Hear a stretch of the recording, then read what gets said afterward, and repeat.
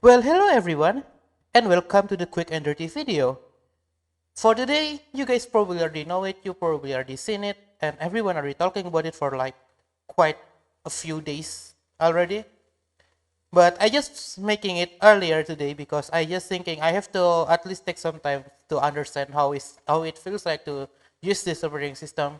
So this is actually Windows 11 build 22000.51. The one that I'm actually using it right now is Insider Preview. You can get it on Windows Insider Dev channel. However, I did not get it from the dev channel, and I did not encourage anyone to actually try the pretty much dev channel Windows because it has a lot of bugs. So please be careful when you are using it. Or, use it on the second computer or something if you have anything like that. So the reason why I didn't get it from the dev channel is because, let me open settings right here, is because Microsoft says that my computer is not compatible with Windows 11, as you can see in here when it's actually loaded. Oh, wait a minute. I'm going to take the...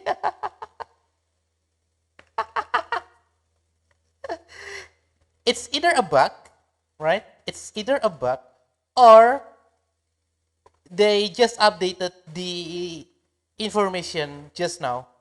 Because I know very well my computer is supposed to be not compatible with it.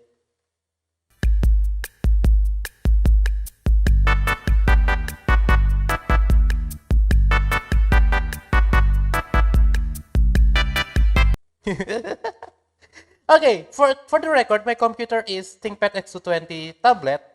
It was from 2011. It's running 2nd gen Intel Core i7 with 2 cores. Both of them was 3 gigahertz at max or 3.1, but it's on the base core is 2.8. Oh, sorry, wait, that's not what I was about to say. Here we go. So don't mind the name is Pedicun because I'm a bloody whip anyway. The processor, as you can see there, dual core 2.8 gigahertz, 8 gigabyte of RAM. It's actually supposed to be 16, but I split it with my older computer, the Asus computer, so I can play Genshin Impact there. That's all actually. This computer cannot run Genshin Impact. That's why. So yeah, this is Windows 11, the latest one, pretty much. And I'm probably going to opt in on the insider program later on. But this is pretty much what it is. So this is the new settings too. Everything looks like I really like. The thing is, it reminds me of GNOME settings. Like no kidding, it actually makes me remind me of GNOME settings because in the Mac OS they actually you still use icons like from I don't know the ages of Next Step, the ages of Mac OS High Sierra, and even probably like just Mavericks, Snow Leopard. Before then, what is it? Tiger? I think Tiger is actually before it. Because before then, they actually changed. They actually have peanut things in top. So, before Tiger is I think Puma. I kind of forgot, but yeah. Well, there you go. macOS history in Windows Video. Anyway, so there is the new settings here. It looks really good, by the way. I really like the idea of having two panel system like this. And then we are coming to personalization settings where you can see themes are now very, very much new. So this one I use is called Flow, I think. Yeah, Flow. And then there is a few included themes already from Windows, just like in Windows 7, by the way. That's kind of what reminds me of. Where in there you can actually change a few customization about your Windows, things like that. Fonts, taskbar, which is, oh wait, fonts in here too. Nice. Anyway, touch keyboard, which is like this. So touch keyboard is new. This one is for handwriting, by the way. The one, and it's actually kind of good because it can recognize my really, really bad handwriting like this. Um, okay, no, that's, I'm trying to say yes actually. See? It can understand it pretty quickly too. And like, kind of wrong. It's still it's pretty much what I write though. Ayan. Can you actually understand it? No, yeah. That's so too hard to understand. I'm trying. Yes, I am hungry, but I am very hungry. Anyway, time my language where I install my language, my weird Scottish Gaelic language. Just kidding. That's pretty cool. Okay, so that's all about settings. Pretty much the interface is updated. I didn't get the updated version of Microsoft Store. Come on, I got the old version in here, but the context menu is new. Now, here's a few things. As you can see there, everything is a bit bigger than usual. I don't think it's actually bad thing. I actually like the bigger space here because it feels a little bit more space here. I feel like it's actually a little bit more cleaner this way because there's quite enough gap to actually understand and make it easier to read. So there's show more option here. There's a reason why there's show more option in here because if you actually clicking it, this is the alt version of the context menu. And I think that's actually a fine way to do it because some people don't need the whole thing right like this. Sometimes you just need this, and this pretty much cover everything because it's few sort and things like that. I don't want 7-zip suddenly in here, so I don't think they should actually keep the show more option things in here. So when you actually need all the things, then you can just in one click show everything. But if you don't need it, this is pretty much what you need in almost all of the cases. So I don't have any icons in my desktop, right? So I'm going to show you the icons in my File Explorer, which is also new, by the way. The ribbon bar now changed into this new, just simple one go toolbar here, which covers everything again. Nice, clean. And it also actually uses the Mika design language here. So fluent design everywhere is not very consistent. Nice. Except that the fact that this is not rounded. Little things. If we are going to be criticizing on designs, this is a problem. But, it's still like very early beta. So, it's alright. So the context menu actually stretches through here. You see there? This is the toolbar, the same toolbar in Microsoft Office, where you can search fonts, change things a little bit. On top of it, like there's another bar, but this has become unified here in Windows 11 with the context menu. So you can cut, copy, rename, share, and delete just by looking at the icons. So you don't have to show it in here.